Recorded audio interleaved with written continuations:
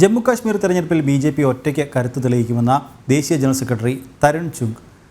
ചരിത്രപരമായ നടപടികൾ സ്വീകരിച്ച ജമ്മു കാശ്മീരിൽ ഭീകരവാദത്തെ നേരിടാനും സമാധാനം സ്ഥാപിക്കാനും ബി.ജെ.പി. സർക്കാരിന് മാത്രമാണ് സാധിച്ചത്. അതുകൊണ്ട് തന്നെ ജനങ്ങൾ ബി.ജെ.പിക്കൊപ്പം നിൽക്കുമെന്നും അദ്ദേഹം വ്യക്തമാക്കി.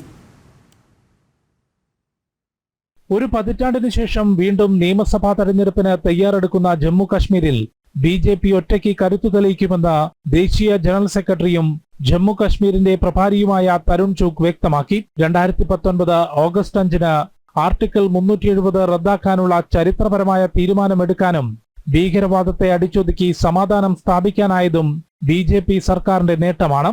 അതുകൊണ്ട് തന്നെ ഒരു പാർട്ടിയുമായും സഖ്യം ചേരാതെ തെരഞ്ഞെടുപ്പിനെ നേരിടാനുള്ള ശക്തിയും ജനപിന്തുണയും ബി.ജെ.പിക്കുണ്ടെന്നും തരുൺ ചുഗ് പറഞ്ഞു. 5 अगस्त 2019 से लेकर आज तक हमने जम्मू कश्मीर के अंदर एक खुशहाली का वातावरण खड़ा किया है। 370 और 35 से मुक्ति दी।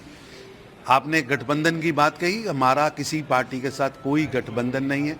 भारतीय जनता पार्टी पूरी मजबूती से जम्मू कश्मीर में काम। भारतीय जनता पार्टी का किसी के साथ गठबंधन नहीं है।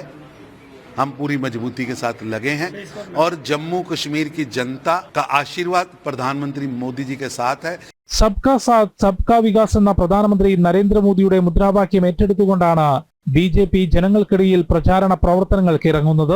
മുൻപ് നിരന്തരം ഭീകരാക്രമണങ്ങൾ നടന്നിരുന്ന കശ്മീരിൽ ഇന്ന് ജനങ്ങൾക്ക് സന്തോഷത്തോടെ ജീവിക്കാനാകുന്നുണ്ടെന്നും കേന്ദ്ര സർക്കാർ വിപ്ലവകരമായ വികസന പദ്ധതികൾ ജമ്മു കാശ്മീരിന് വേണ്ടി നടപ്പാക്കിയെന്നും അദ്ദേഹം പറഞ്ഞു.